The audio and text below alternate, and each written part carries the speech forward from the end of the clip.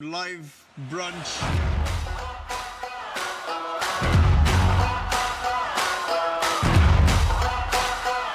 We are live. Welcome to another episode of Live Brunch. Live Brunch. Live Brunch.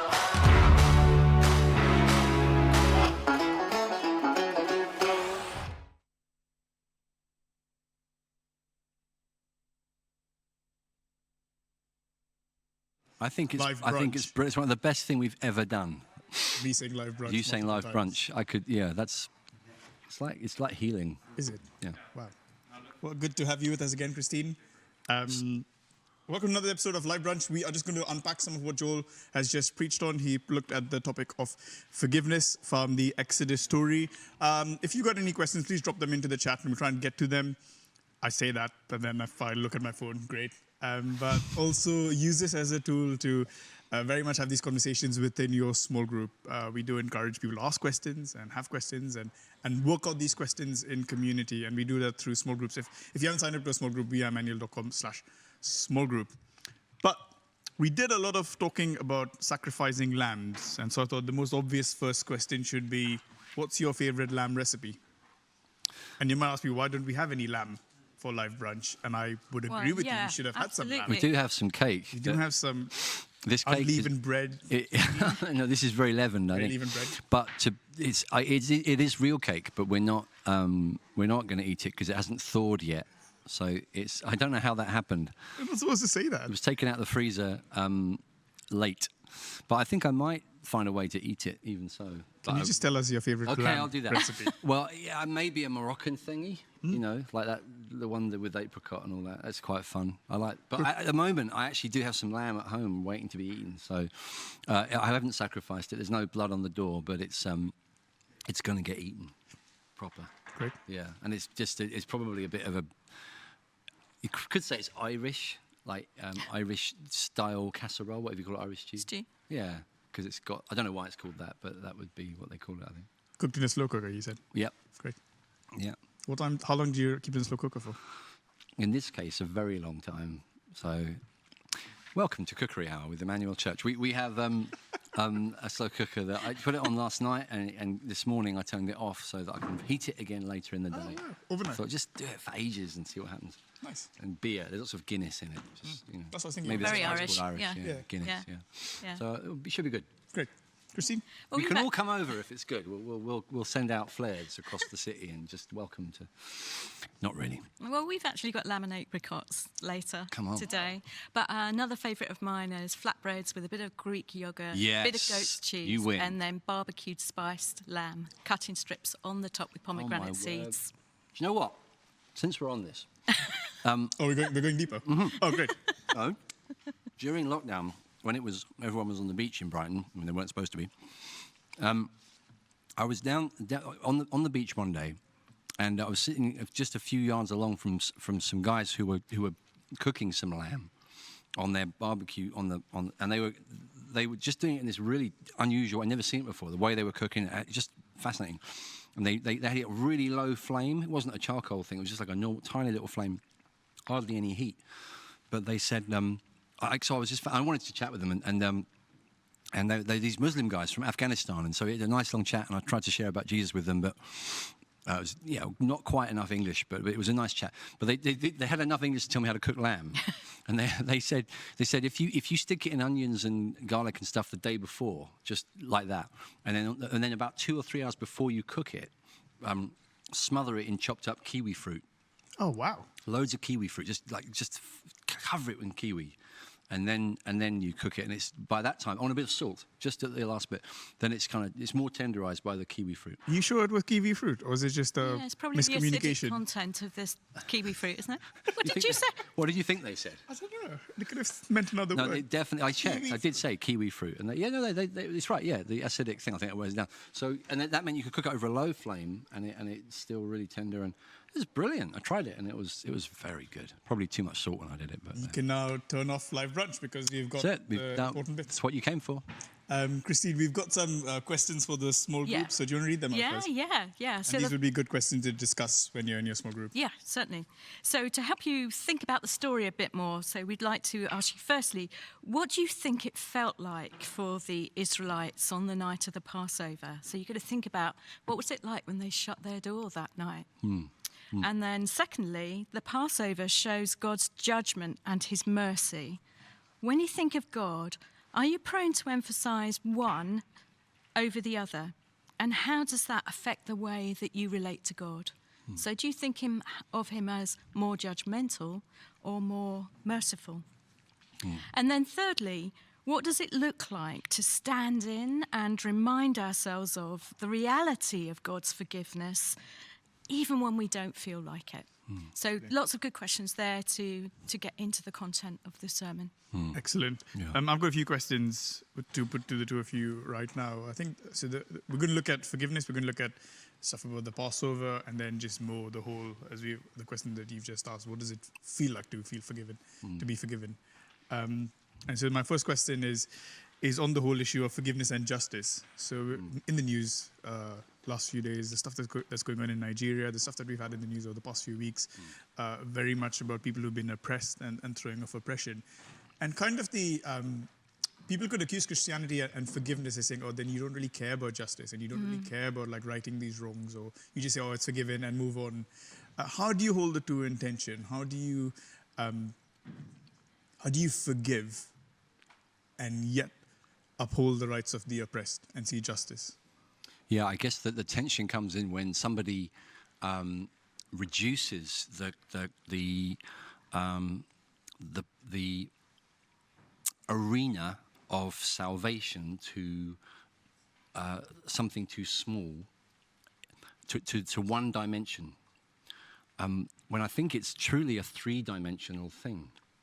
I think when God sent his son into the world to bring salvation, to rescue the world, he had three things in mind. And certainly, perhaps at the heart of it, you could say, was the individual's personal need for God's forgiveness and mercy. And that was why Jesus' blood had to be shed for the sake of each of us to receive the mercy. But it's just as true to say that Jesus came into the world to deal with injustice and the kind of hatreds and division that have crept into the world because of sin. And so there's a personal impact of God's grace, the personal impact of the cross and resurrection of Jesus. There's also a kind of wider relationships, horizontal impact. So that, when Paul talks about the impact of the work of Christ, he's only ever a few sentences away from talking about the division between Jews and Gentiles, and how the work of Christ has brought one new man and brought this amazing unity in diversity. And then you see that worked out by the end of the Bible to all nations, so that all people groups are united by the Lamb, by the sacrifice of Jesus. And then you've got a third dimension. So you've got the personal, you've got the intergroup one, the interracial, if you like, inter-ethnicities. You've got the final one, which is to destroy the works of the evil one, the kind of cosmic level. There's supernatural forces that we don't see, but that have huge control over human affairs, and in fact over the cosmic affairs. And Jesus, through his blood, has reconciled all things in heaven and earth, and seen and unseen, to God. And so there's a cosmic level, which means that evil forces, evil structures are defeated ultimately by the blood of Jesus. The reason I give you that three-part side, and that's all biblical, is that it means that there isn't a kind of a choice between did Jesus come to deal with oppression by sinister powers and injustice, or did he come to deal with the individual's conscience and need of redemption? The biblical answer is that he does both and more. And I think what we do sometimes as Christians is we reduce it foolishly to one or the other. And so you get Christians who say, Jesus came to just deal with individuals, to forgive me of my sin. It's got nothing to do with society, nothing to do with politics, nothing to do with the poor or injustice. Well, that wouldn't be true biblically. But also people make the opposite mistake and say, the kingdom of God is all about just dealing with hostile powers, dealing with injustice, and not about, me needing forgiveness. I don't need forgiveness. I'm fighting for justice. And no. It's still also true that you need to come to terms with your own sin and be redeemed from your own sin, as well as help. Well, you look to God for impact globally, socially, and so on. Does that make sense? I think we need to see the side of both, and even more in terms of the kind of cosmic level. Did you want to add anything? Yeah, I just think there's an aspect to this in which people sometimes feel like if I offer people forgiveness, it means that what they've done doesn't matter. And actually it does matter. And our giving forgiveness to someone doesn't mean to say that they're not held responsible for their actions or that what they've done is not wrong. Yes. And I think it's really important to understand that as well. Yes. Brilliant. Yeah. I guess to sum up what you've just said, what would you say to the person who is watching the news and feeling a sense of anger and in a way unforgiveness towards the oppressor? What would you say to them? Well, I think there's an anger which is completely appropriate, and I wouldn't hurry past it. I think if you're not angry about injustice in the world, you're wrong. You need to catch up with God, who will one day will see how angry He is. One day everything will be set straight, and it will be frightening, because the Bible uses language that we don't like turning to those verses that describe God showing up and setting things straight, because they're gory.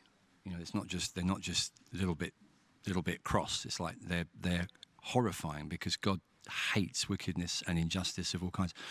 So when we see something that's profoundly unjust, it's not wrong to start feeling a genuine sense of anger and frustration. And if that, it's funny if even in a fictional, if somebody watches a villain in a movie and doesn't feel like, I can't wait to see that guy get bumped off at the end, there's something about that that's kind of, there's an appropriate sense of justice that comes through. But the obvious processing of that is to remember that it's God's place. It's God's place to deal with injustice. It's not ours. Brilliant. And so that the Bible, more than one, vengeance is mine, says the Lord. I will repay. And part of our calling as Christians is to remind ourselves of that. Sometimes it's a painful thing to just, okay, it's not my job. I'm gonna remember that God will see to it. God will deal with it, and I don't have to. And in a sense, we cut ourselves off from the responsibility of being God. It frees us from the sense that, I have to go to bed every day thinking, that I've got to live with all the injustice in the world on my shoulders. No, that's on His shoulders. And I'm actually encouraged to rest, to sleep well, and to just remember that He will set things straight. And it frees us up. And sometimes that's related to forgiving, that we don't carry grudges. We could talk about when it's right to express forgiveness and when it's right not to.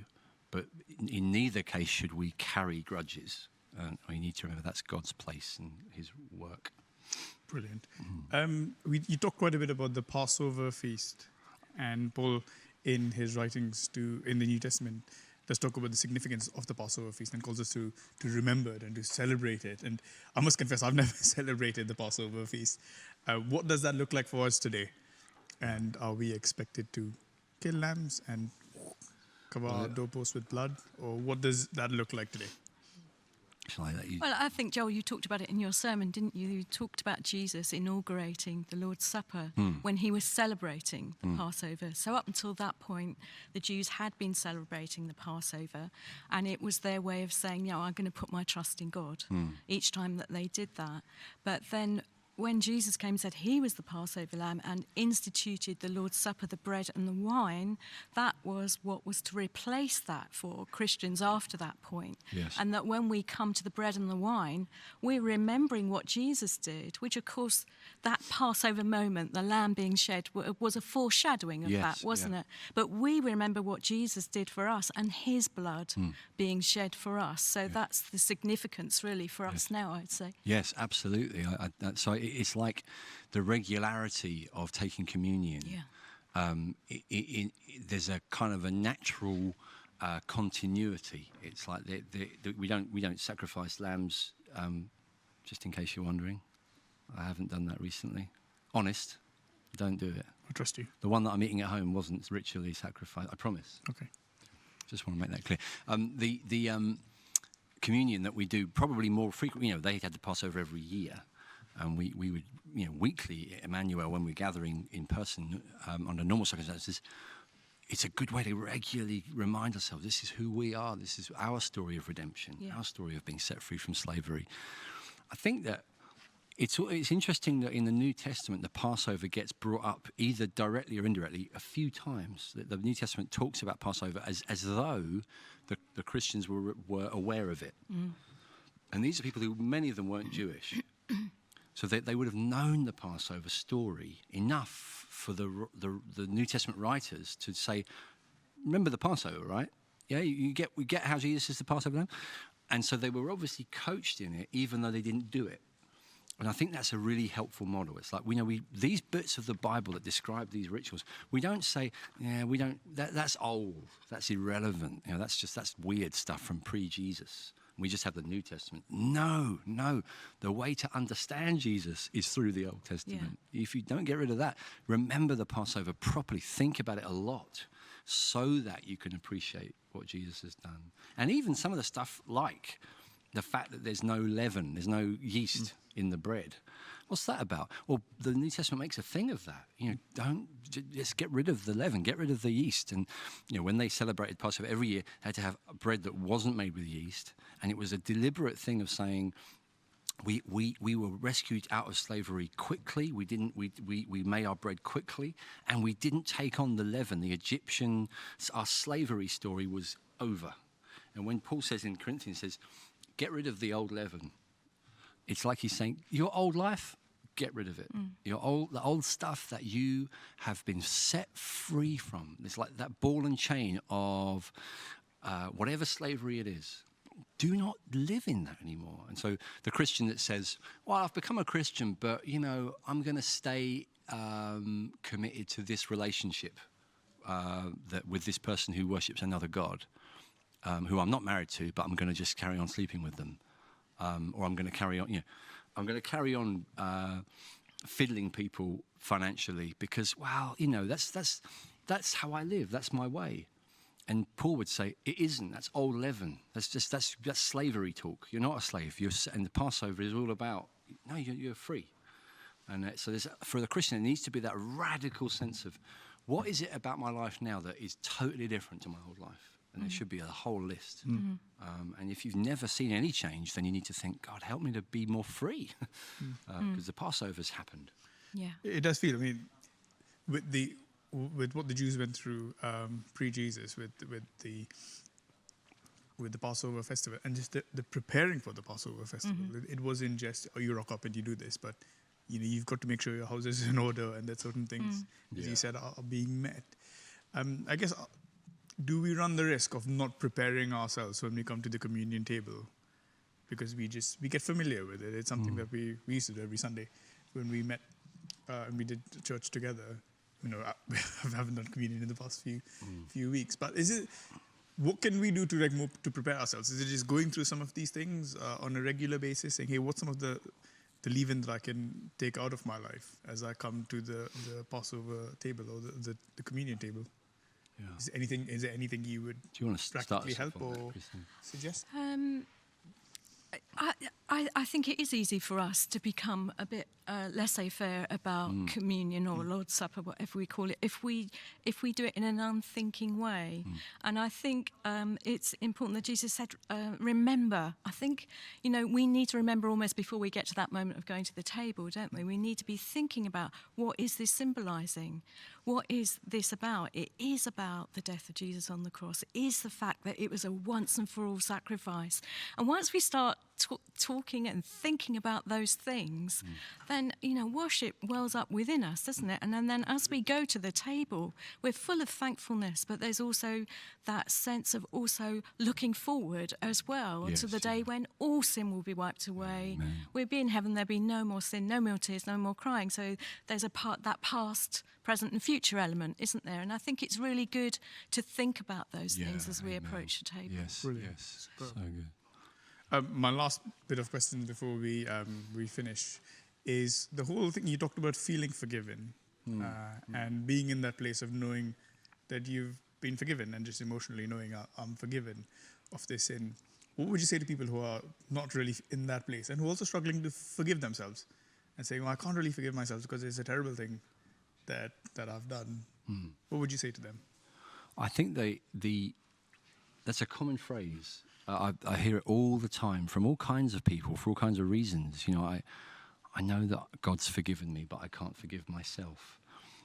And I very much I sort of sympathise with what the person's saying. I think what it expresses is the challenge that probably most Christians, if not all, have in some way, where there's a gap between our the sort of the hope, the knowledge that we have of the gospel, and our experience, our feeling of it, and that's a real challenge. But the way to deal with it will be to effectively just to preach to ourselves, to tell ourselves, and to keep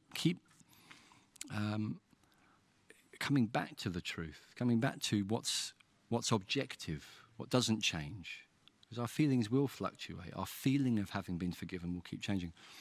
And I think if somebody says, I can't forgive myself, the problematic side of that statement is that it sounds quite pious. It sounds quite holy. It sounds almost quite noble. I can't forgive myself. God forgives me, but I can't forgive myself. Sounds like my standards are so high that I can't forgive myself. And you have to think, well, wait a minute, just step back and think, what are you saying? Are you saying your standards are higher than God's? God forgave me, but he'll forgive anybody. Because, he's like that. He doesn't really look carefully. Whereas I really know what I'm like, which is nonsense. It's the opposite way around. God knows you much better. If God's forgiven you, that's much more shocking. You being able to forgive yourself is trivial compared to the staggering cost of the Almighty Holy One forgiving you. And if we can't see if we're not kind of almost just staggered by that, then we're going to get into silliness about, I can't forgive myself. Really, our sort of personal grasp of how forgiven we feel, whether we can forgive ourselves, it really is trivial. And I think what we might, if we step back even further, we might begin to realise what we've been doing all along is not really taking our sin as seriously as we thought we were. So the person that says, I can't forgive myself, it sounds like they're saying, what I've done is worse than you. You can forgive yourself, but I can't forgive myself because what I've done is worse than you. So they're kind of saying, my sin is really serious. Actually, you don't have a clue how serious your sin is. If you think what you're actually in danger of doing is unbelief, which is the root of sin, which is, in a sense, it's the worst sin. It's the core of sin is unbelief. So you're saying to God, I don't believe you. You say I'm forgiven, I don't believe you. I'm going to wallow in my unforgivenness. That's not good. So I'm speaking fairly strongly, partly for the sake of time, just kind of making the point clear. I hope it is clear. What we need to do is say, God, what is the thing that I'm setting up as a higher verdict than yours? What is it? Is it me? Do I have higher standards in my strange imagination than you do? Or is it some kind of version of myself that, maybe I didn't get into the university that I wanted to go to. I didn't get the career. I didn't do well. And so I failed to achieve a certain standard and I can't forgive myself. Well, that doesn't have anything to do with God. God is not, that isn't a sin in itself. And if it was, you just receive forgiveness. Brilliant. So it's like, what is the thing that you're bowing? What's the God behind this? If it's like a personal achievement has become more important to me than God's verdict, then that in itself is a mistake. I think there's also, we've got to finish. I think there's a sense of finding my penance in my feeling guilty. And that is my own punishment. So, I'm off the hook because myself. I felt guilty. Yeah. And so that allows me to then feel forgiven because I feel guilty, as you said. And it's really... Common trap, yeah. You don't I do that a justify lot. yourself. Yeah, Jesus justified you. And our time has come to an end. Hey, if this has stirred up some questions for you or even like some strong feelings and emotions, please don't do this by yourself. We are a community. Come be a part of one of our small groups. Get connected. Tune into our live stream next week. We're back on YouTube at 10 a.m. and we'd love to connect with you and serve you. But have a great week ahead. Thanks so much for joining us, Joel and Christine, and we'll see you next week.